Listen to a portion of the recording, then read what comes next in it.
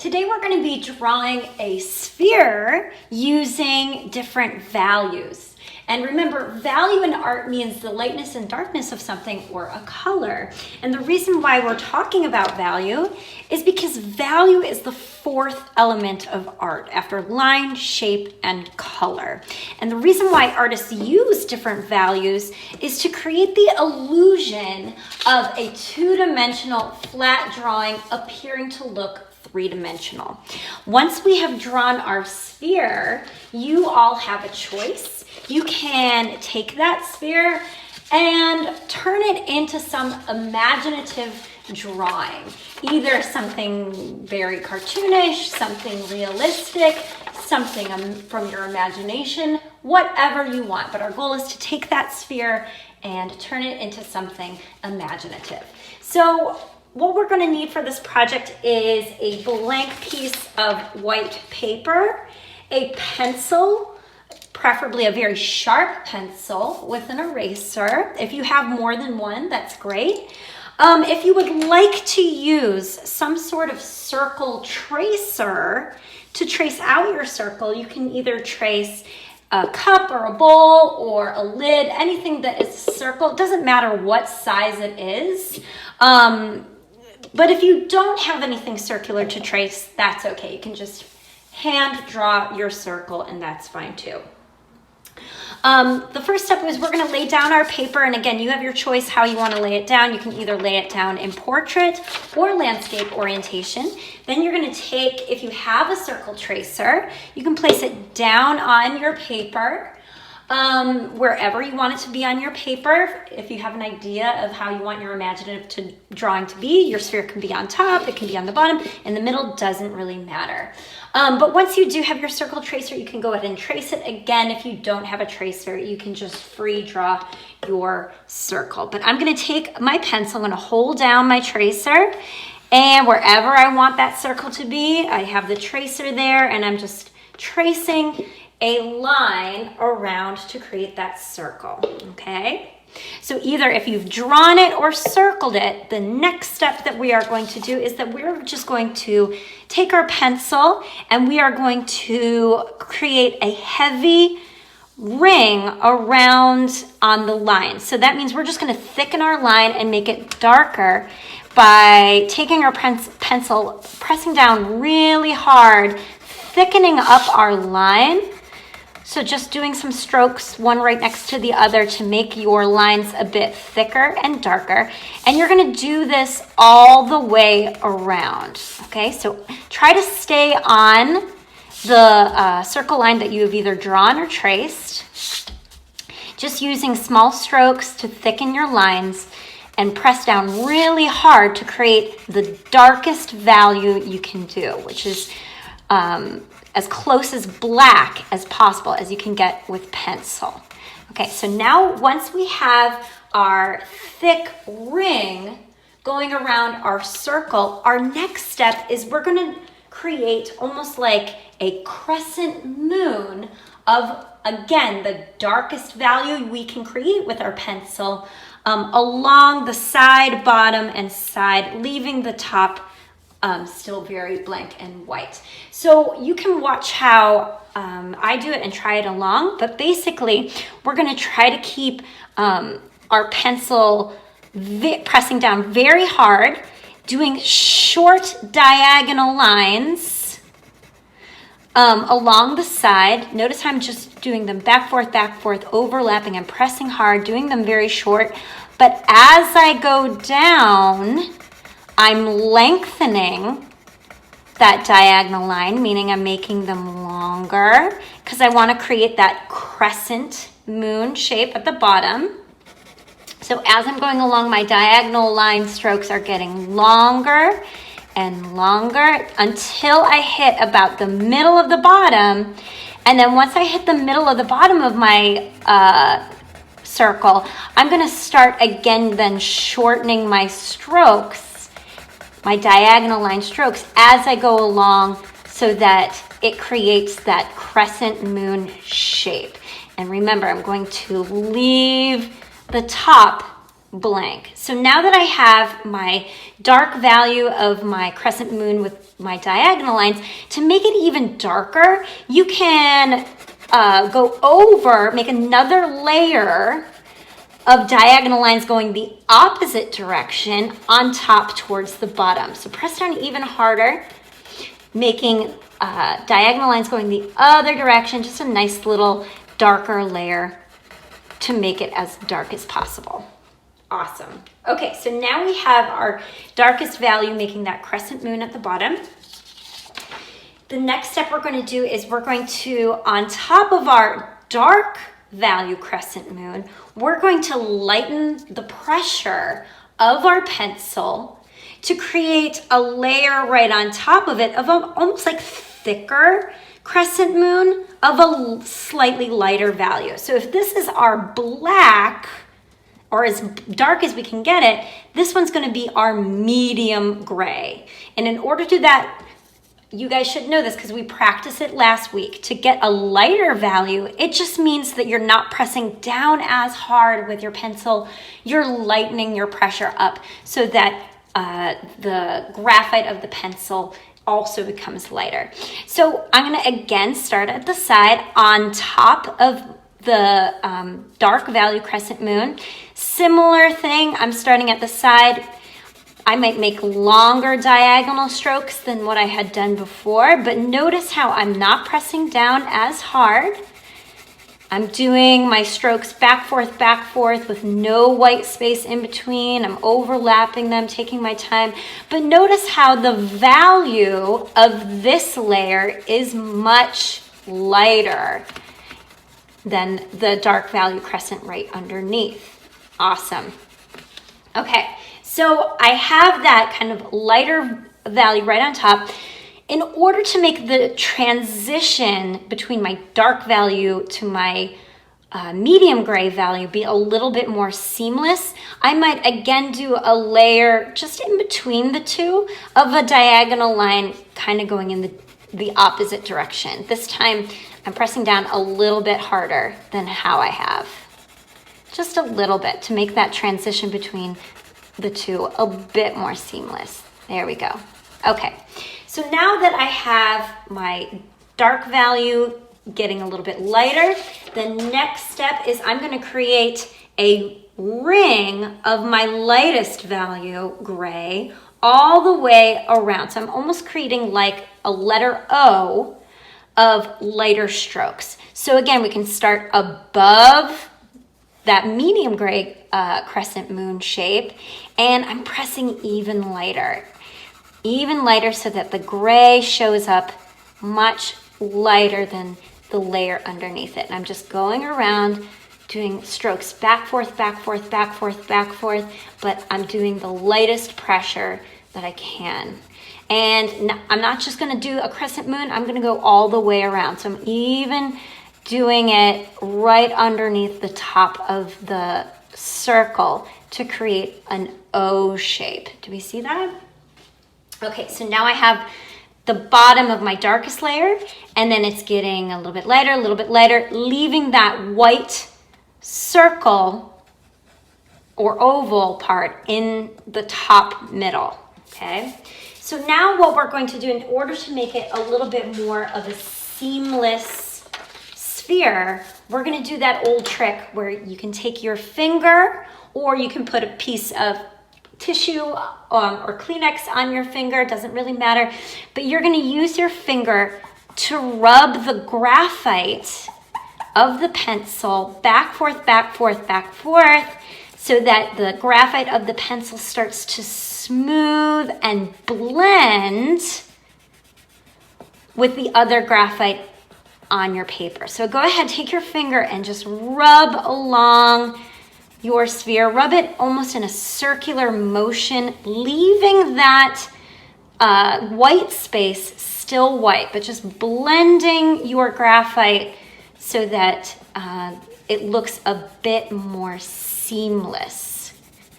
There we go. Okay, now for my last step, what I'm gonna do is if I got a little bit of the graphite and I smooshed it in that little white space, and I'm missing my highlight, what you can do is you can smooth it so that it's very light gray, but then take your eraser and then right in the middle, you're going to erase a little circle, and that can be your highlight.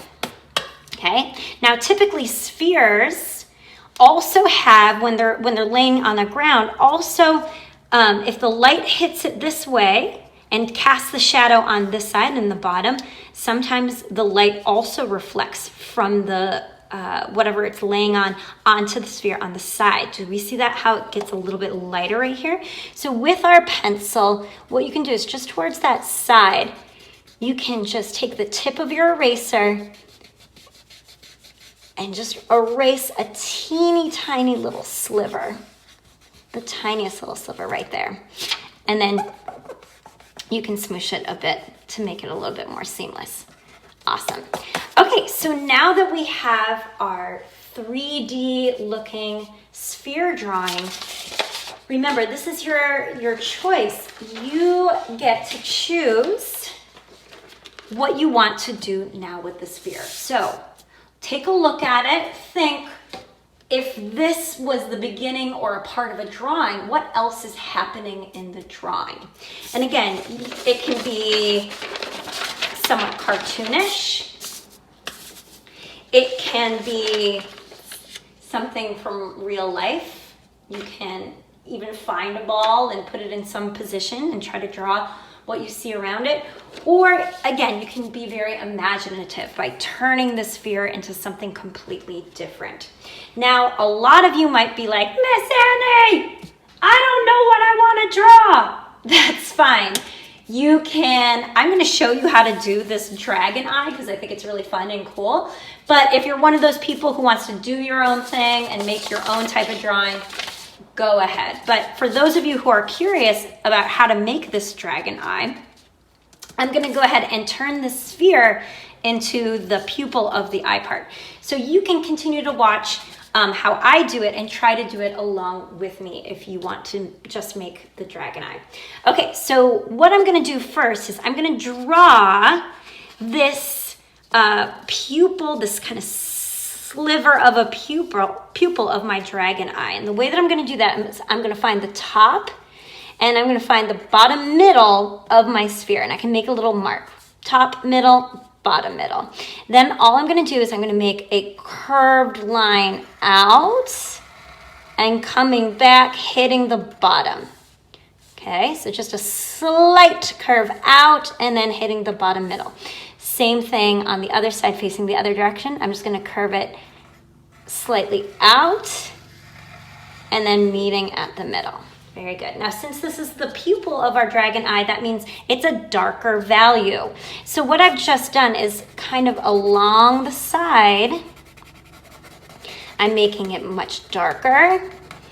As I'm going towards the bottom, I'm filling in the bottom much darker, going around, and the sides much darker. I'm leaving the middle, notice I'm leaving the middle of it kind of light because I'm just going to make that a slightly lighter value, but just not as dark. So I'm just going to lighten up my pressure a little bit, filling in most of the middle, just leaving that tiny little sliver of a light value to look like a reflection. Okay. Then what I want to do is maybe I want to bring some of those highlights where it looks like the eye is very shiny. So that's when your eraser comes in handy. So what you're going to do is we have this little highlight that we created before, but maybe you also want to do just a tiny longer highlight sliver towards the upper right-hand corner. And then also we're going to make that sliver that we did before a little bit lighter, and you can put another kind of rounder one towards the bottom. Up to you. Smush, smush, smush. Nice. Now it's looking very shiny. Okay. Next, all we're going to do is we're going to draw a curved line above and a curved line below, meeting at the sides, creating almost like an almond shape. So again, I'm going to start a little bit further away from my eye, this is where the start of my curve is going to be, and maybe I want to also make a mark of where I want to end it. So on either side, make a little mark somewhere in this kind of like towards the center of our eye. Okay, so I'm going to draw a curved line, and I'm going to hit the top of my sphere that I have drawn, and then it's going to come back down and hitting the side. Okay, I'm going to do that up on my other side. So it's curving down, but hitting the bottom of my sphere, and then coming back around and hitting the side. Awesome. Now, in order to make this part of the eye look also 3D, we're going to use different values. So what you can do is along the rim, you can do very light strokes, just sketch strokes along the rim, leaving the middle of it white still, but just doing some very, very light strokes along the rim of the eye. Then taking your finger, and again, we're going to blend, blend, blend, blend, blend, so that the side of the eye starts looking like it is going back further, and the eye's popping out a bit. Great. Awesome. So the next step is what I'm going to do is I'm going to draw almost like a boomerang shaped shape on top of the eye, and then an upside down sort of thinner boomerang shape on the bottom of it. So my boomerang shape, I'm going to start from this side. I'm just going to draw a curved line up, and then I'm just going to go around my eye and back to the other side. Now yours might look a little bit different from mine. If yours is narrower or wider, it doesn't really matter. There's not one way to do it. It's totally fine. So now that I have this like kind of top of the eye, I'm going to separate it out into different scales. So I'm just going to draw kind of curved lines that separate it out into scales. Okay. And to make it those look like they're popping out, I'm going to add some value, meaning I'm just going to put some sketch lines all the way around that shape. Sketch lines, not pressing down too hard. Around this one, sketch lines along the rim of this shape. Sketch lines around the rim of this one. This one, and this one. Notice I'm not doing it so detailed and perfectly. That's because I'm going to blend it with my finger. So again, once you've put your values around the scales, take that finger and just do that blending effect. Just rub where the graphite has been laid down. Rub, rub, rub, rub, rub. And that starts to make those scales look like they're 3D and popping out. Awesome. Now I'm just going to make a thin one on the bottom as well. So just on this side, almost like a very thin boomerang shape. Go around like that. Same deal. I'm going to just separate it out with little curved lines, making them look like they're separate scales, and then just putting some value around the rims of the shapes. And I'm just doing that by doing small ovals within the shape.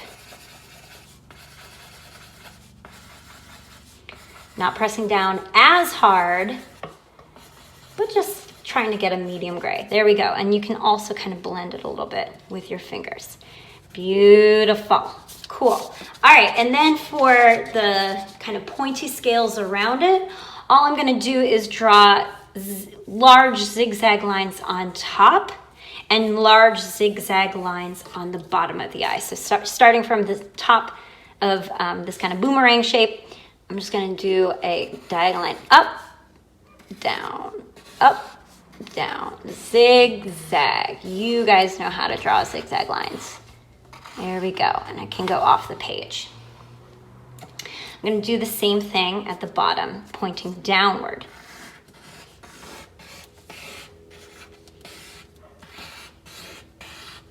off the page. All right, so for here, I'm also gonna add some value, just some sketch lines, not pressing down as hard as I did the outline of it, but just kind of sketching some of the graphite along the rim of the outline, these zigzags, like that.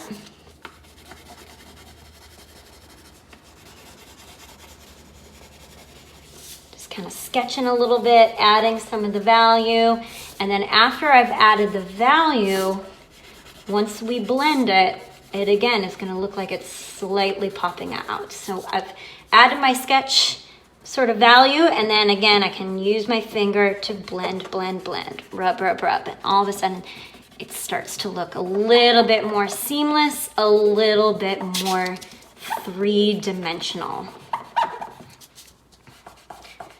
Okay, so once you have those sketch lines, if you want to create what's called texture in art, texture meaning the way that something feels or looks like how it feels, I've added kind of swirly scale textures on these zigzag parts by just lightly pressing down with my pencil and just doing loopy swirls. And if I overlap my loopy little swirls, they start kind of looking like small scales. So I'm just filling in the inside of those zigzag lines with little loops that overlap each other, creating some small scale textures.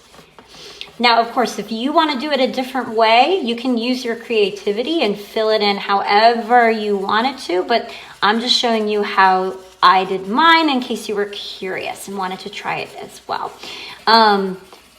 There is no right way of doing this, so whatever and however you want to do it is totally fine. Okay, so it looks like I have added my small scales. The last part of what I did was I added larger scales all around the background. And the way that I did that is using scalloped lines. Scalloped lines mean you draw the letter U and then you just continuously draw letter U's in one continuous line. Now on top of that, I drew some more U's.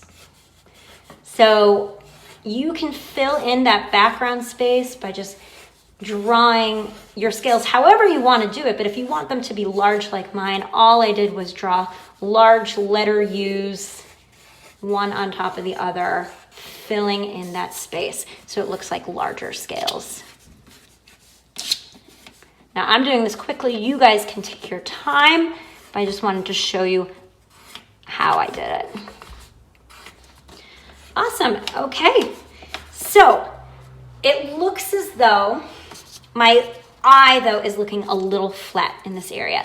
So what I can do is, if anything looks like it's too flat, if you go back and you add a darker line around the area that looks a little flat, that's going to make it really start to look like it's really popping out. So it looks like I needed to add some darker values around my eye to make it the eye look like it's really popping out. And maybe I'll darken up the rim around this sort of like eyebrow part of our dragon.